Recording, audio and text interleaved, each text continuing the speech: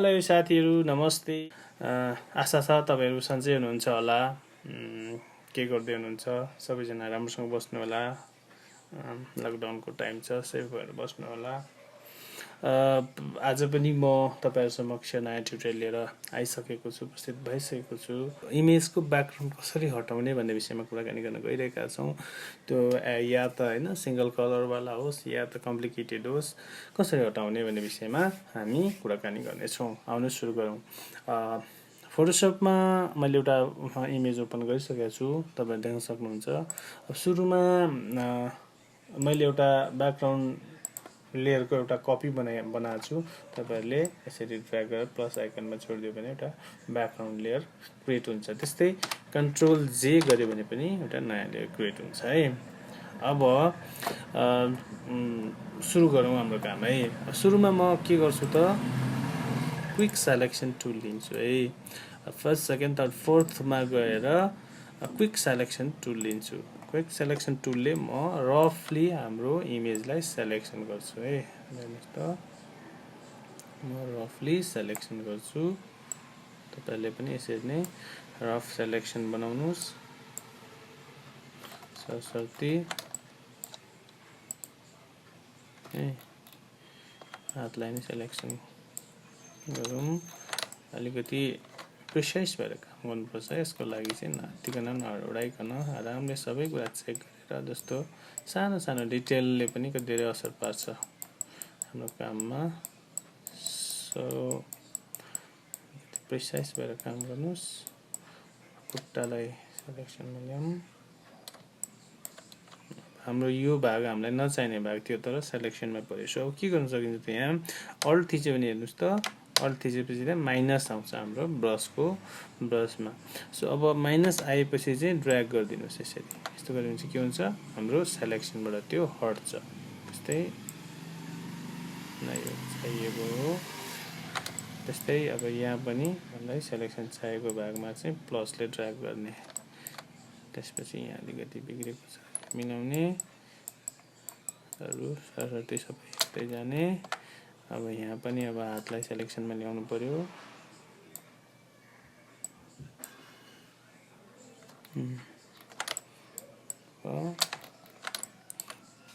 त पनि घडी पनि ल्याउनु पर्यो सिलेक्सनमा। ओके। अब यो कपाललाई पनि रफली अलिकति अहिलेको लागि सिलेक्सन गराएर राखौँ। पछि हामी रिफाइन गर्नेछौँ है। नर्मली अरु सबै ठिक भयो। अब हाम्रो ठिक नभएको भाग के हो त यो एरिया। अल्ट थिच्ने माइनस देखाउँछ। त्यसपछि ब्रस लगाइदिने।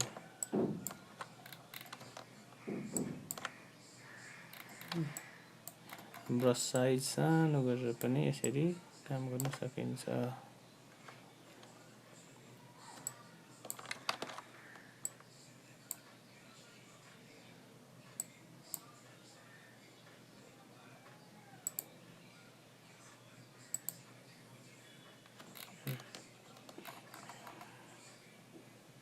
यो भाग हामीलाई नचाहिने भाग जस्तो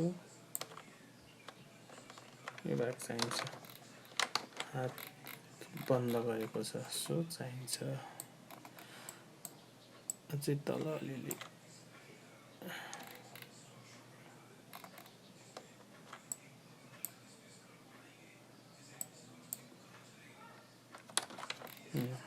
ठिक छ। त्यस पछाडि घडीको यहाँ अलिकति भाग एक्स्ट्रा छ मिलाऊँ। ओके। त्यस पछाडि यहाँ हातको भाग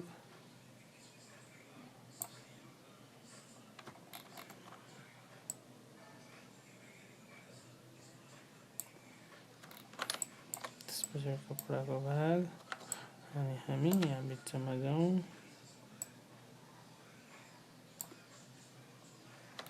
ओके। अब यो बिचको भागमा लगाइदिउँ।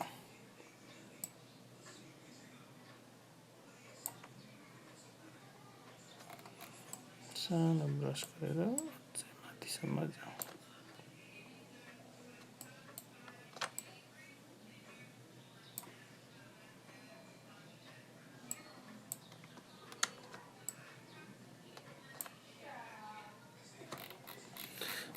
हेर्नुहोस् त अब हामीले लगभग सेलेक्सन गरिसकेका छौँ। अब त्यसपछि के गर्ने त भन्दा हामी अब प्रोपर्टिजमा गएर सेलेक्ट एन्ड मास्क गर्दा पनि हुन्छ। अब यहाँ कहिलेकाहीँ नदेखाउन सक्छ, यो नदेखाएको केसमा हामी डिरेक्टली यहाँ माथि सेलेक्ट एन्ड मास्क भन्ने अप्सनमा क्लिक गरेर पनि सेलेक्ट एन्ड मास्क गर्न सक्छौँ। योभन्दा बाहेक अर्को हामीसँग सेलेक्टमा गएर यहाँबाट गएर नि सेलेक्ट एन्ड मास्क गर्न सकिन्छ नै।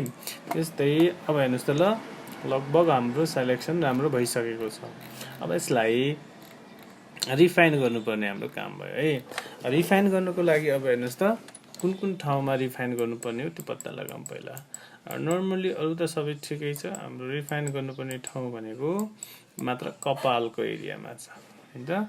अब हेर्नुहोस् त रिफाइन अब यहाँ देखाइरहेको छ रिफाइन एज ब्रस टुल भनेर है, सेकेन्ड नम्बरको। अब त्यो ब्रस लिने अनि आफ्नो ठिक्क अब कत्रो एरियालाई चाहिँ हामीले टार्गेट गरेर काम गर्नुपर्ने हुन्छ त्यो अनुसारले ब्रसलाई सानो ठुलो गराउनुहोस् है। ब्रसलाई सानो ठुलो गराउने तरिका चाहिँ यहाँ गएर यसरी साइज सानो ठुलो गर्दै आफ्नो रिजल्ट हेर्दै यसरी नै गर्न सक्नुहुन्छ। त्यसको अलावा तपाईहरुले डाइरेक्टली अल्ट किबोर्डमा अल्ट प्रेस गरेर माउसको राइटपट्टिको भागमा क्लिक गरेर नछोडिकन दुईटैलाई अल्ट राइट है, माउसको राइट अनि के गर्ने त लेफ्ट राइट ड्र्याग गर्यो भने डायामिटर ब्रसको साइज सानो ठुलो हुन्छ। अप डाउन गर्यो भने के हुन्छ त ब्रसको हार्डनेस कति बेसी हुन्छ। सो हार्डनेस हामीलाई लगभग 0 नै चाहिन्छ, डायामिटर हाम्रो लगभग यत्रो चाहिन्छ है। त्यसपछि यहाँ गएर हामीले ब्रस लगाइदिने यसरी हेर्नुहोस् त मजाले ब्रस लगाइदिने।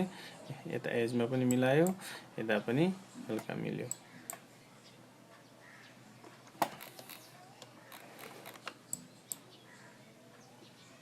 कहिलेकाहीँ अलिकति हार्डनेस बढाएर पनि काम गर्न सकिन्छ है। हार्डनेस बढायो भने चाहिँ अझ धेरै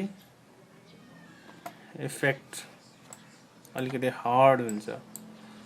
सो तपाईहरुको आफूलाई कस्तो रिजल्ट चाहिएको छ त्यो अनुसारले गर्न सक्नुहुन्छ। अब कहिलेकाहीँ तपाईहरुलाई चाहिएको भाग ब्याक ल्याउनु पर्ने हुन सक्छ है। त्यो केसमा चाहिँ तपाईले ब्रस टुल लगाएर पनि काम गर्न सक्नुहुन्छ ल। अब ब्रस टुल भनेको चाहिँ थर्ड नम्बरको है। ब्रस टुल लिने अनि तपाईले के गर्न सक्नुहुन्छ भने डाइरेक्टली लगाउनु भयो भने डाइरेक्टली यसरी रिभिल गर्छ है। अनि अल्ट थिचेर लगाउनु भयो भने चाहिँ के हुन्छ त रिमुभ गर्छ नचाहिएको भागहरु यसरी। सो अब मलाई यहाँ अलिकति खड्केको कुरा छ, सो म यहाँको चाहिँ हल्का रिभिल गराउँछु।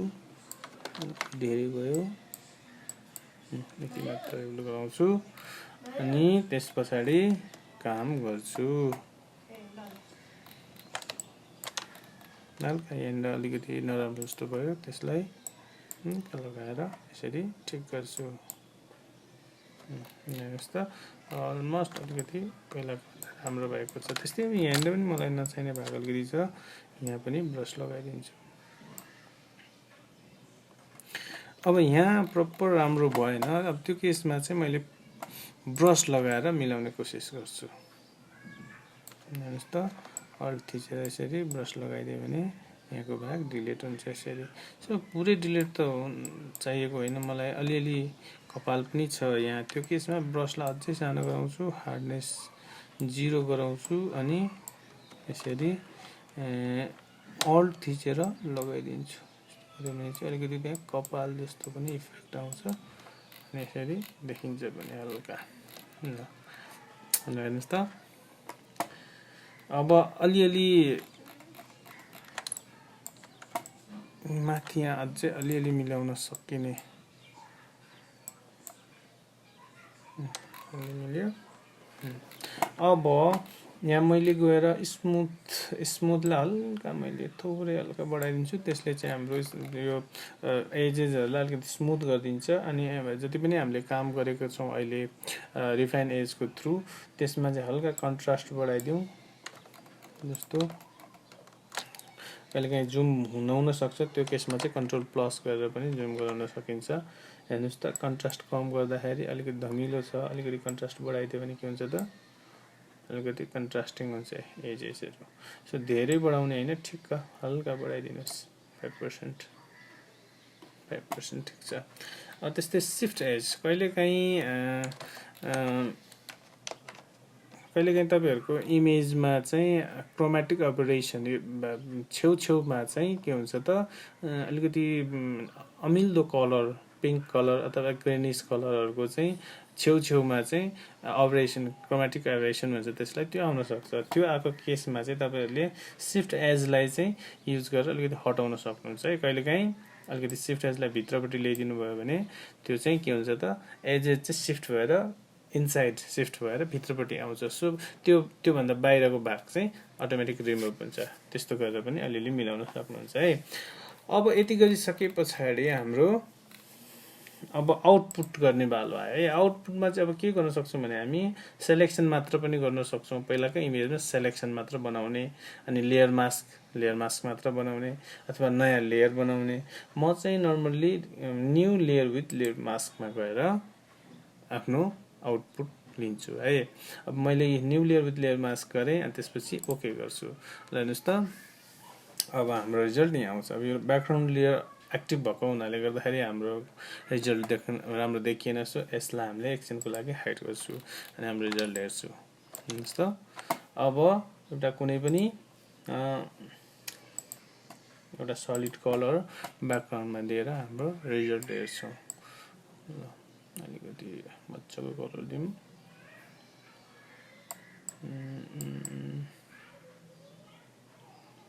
ओके, हेर्नुहोस् त हाम्रो इमेज तयार भइसकेको छ। एज पनि राम्रै छ, कपाल पनि राम्रैसँगले आएको छ, सबै कुरा ठिकठाक भएको छ। अब यो एउटा विधि भयो, अरू धेरै विधिहरू छ। आज चाहिँ म तपाईँलाई यही विधि मात्र सिकाउँछु।